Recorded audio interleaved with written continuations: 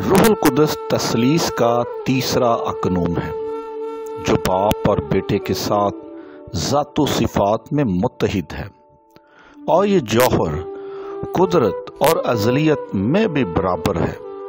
روح القدس ایک وجودی فاعل ہے جو حکمت، مرضی اور ارادہ رکھتا ہے۔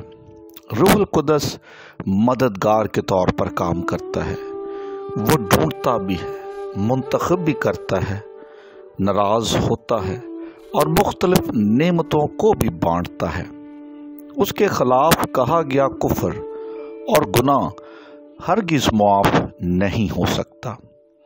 ڈاکٹر علامہ محمد اقبال باطنی طور پر روح القدس کی الہی شخصیت، الوہیت اور مافوق الفطرت کاموں کے قائل تھے۔ اس لیے آپ نے اپنے ایک شاعری مجموعے ضرب الکلیم میں زندگی کے حسن و جمال کو روح القدس سے منسوب کیا ہے۔ بتاؤں تجھ کو مسلمان کی زندگی کیا ہے، بتاؤں تجھ کو مسلمان کی زندگی کیا ہے، یہ ہے نہایت اندیشہ کمال و جنون، یہ ہے نہایت اندیشہ کمال و جنون، عناصر اس کے ہیں روح القدس کا حسن و جمال، عناصر اس کے ہیں روح القدس کا حسن و جمال، عجم کا حسن طبیعت، عرب کا سوزے دارو۔ شعر کو سن کر میری طرح آپ کے ذہن میں بھی چند سوالات ضرور پیدا ہوئے ہوں گے۔ مثلا، کیا علامہ محمد اقبال روح القدس سے آشنا تھے؟ انہوں نے اس شعر میں روح القدس کی اصطلاح کیوں استعمال کی؟ نمبر 2، اگر وہ اس کی معرفت رکھتے تھے تو ان کو یہ واقفیت کیسے اور کس طرح حاصل ہوئی؟ اور نمبر 3، ڈاکٹر علامہ محمد اقبال کے نزدیک بلاخر روح القدس کا حسن و جمال کیا حیثیت رکھتا ہے؟ ان تمام سوالات کے جوابات کو جاننے کے لیے آپ ہماری ویڈیو کو مکمل طور پر دیکھیں۔ اگر آپ کو یہ ویڈیو اچھی لگے تو آپ اس کو اپنے دوستوں، عزیزوں اور دوسرے ایمانداروں کے ساتھ بھی ضرور شیئر کریں۔ پاکستان میں موجود ادیبوں اور شاعروں کی بہت بڑی اکثریت علامہ محمد اقبال کے پیغام کو صرف دنیا اسلام تک محدود رکھتی ہے۔ اس میں شک بھی نہیں کہ علامہ محمد اقبال ایک راسخ الاعتقاد مسلمان تھے اور ان کے پیش نظر دنیا اسلام کی فلاح و بہبود تھی، مگر ہم اس حقیقت سے بھی انکار نہیں کر سکتے کہ انہوں نے اپنی شاعری میں عظمت انسانیت کا بھی بے پناہ درس دیا ہے۔ بعض لوگ یہ سمجھتے تھے کہ علامہ محمد اقبال مغربی تہذیب کے مخالف تھے۔ حقیقت میں ایسا نہیں، وہ ایک ایسے مفکر تھے جو تعصب اور تنگ نظری کا شکار نہ تھے۔ وہ ایک وسیع القلب انسان تھے۔ انہوں نے نہایت فراخ دلی سے مسیحت اور مسیحی علوم کو سمجھنے کی کوشش کی، کیونکہ وہ جانتے تھے کہ مسیحت ایک ایشیائی مذہب ہے۔ اس لیے ان کی شاعری اور پیغام میں جا بجا مسیحی اصلاحات دیکھنے اور سننے کو ملتی ہیں۔ ان کی شخصیت، مجاز اور شاعری میں یہ مسیحی رنگ کیوں کر آیا؟ جس طرح ایک پودے کی نشو و نما کے لیے خاص جگہ، مٹی، آب و ہوا اور دنا باغبان کی خدمات کی ضرورت ہوتی ہے، اسی طرح ایک عظیم شاعر اور فلسفی کی تعلیم و تربیت کے لیے بھی خاص جگہ، ماحول اور لائق اساتذہ کی ضرورت ہوتی ہے۔ علامہ محمد اقبال تعلیم و تربیت کے لحاظ سے بڑے خوش قسمت تھے کہ ابتدا ہی میں ان کو ایک ایسی تعلیمی درسگاہ میں تعلیم حاصل کرنے کا موقع ملا جس کا ماحول تعلیمی اور فضا روحانی تھی۔ جی ہاں، انہوں نے یو پی چرچ کے squash mission high school Sialkot سے تعلیمی سفر کا آغاز کیا۔ اس میں شک نہیں کہ سکول کے علمی اور روحانی ماحول نے اقبال کی شخصیت پر مثبت اور تعمیری اثرات مرتب کیے۔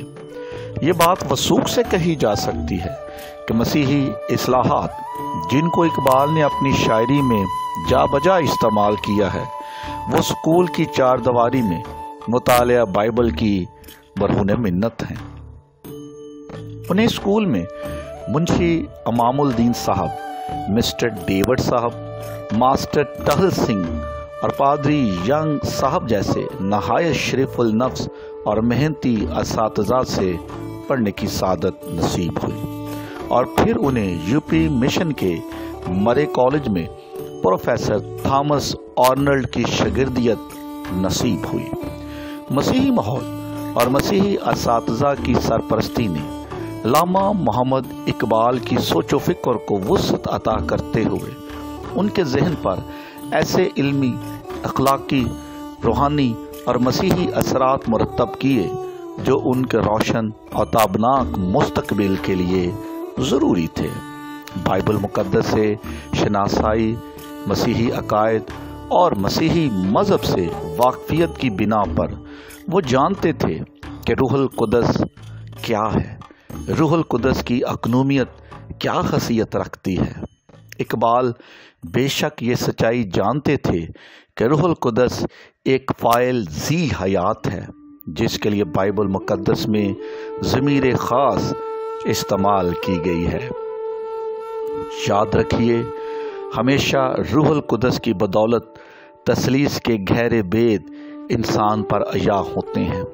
روح القدس کو جانے اور سمجھے اور اس پر ایمان لانے والا، روح القدس کو جاننے، سمجھنے اور اس پر ایمان رکھنے والا الوہیت کا کبھی انکار کر نہیں سکتا۔ یہی وجہ ہے کہ علامہ اقبال نے اپنی شاعری میں کثرت وحدت کو پیش کیا ہے۔ وہ اپنی کتاب بانگ درا کی اردو نظم جگنوں کے دوسرے بند میں یوں ارشاد فرماتے ہیں: کثرت میں ہو گیا ہے وحدت کا راز مخفی، کثرت میں ہو گیا ہے وحدت کا راز مخفی، جگنوں میں جو چمک ہے وہ پھول میں مہک ہے، اندازے گفتگو نے دھوکے دیے ہیں ورنہ، اندازے گفتگو نے دھوکے دیے ہیں ورنہ، نغمہ ہے بوئے بلبل گو پھول کی مہک ہے۔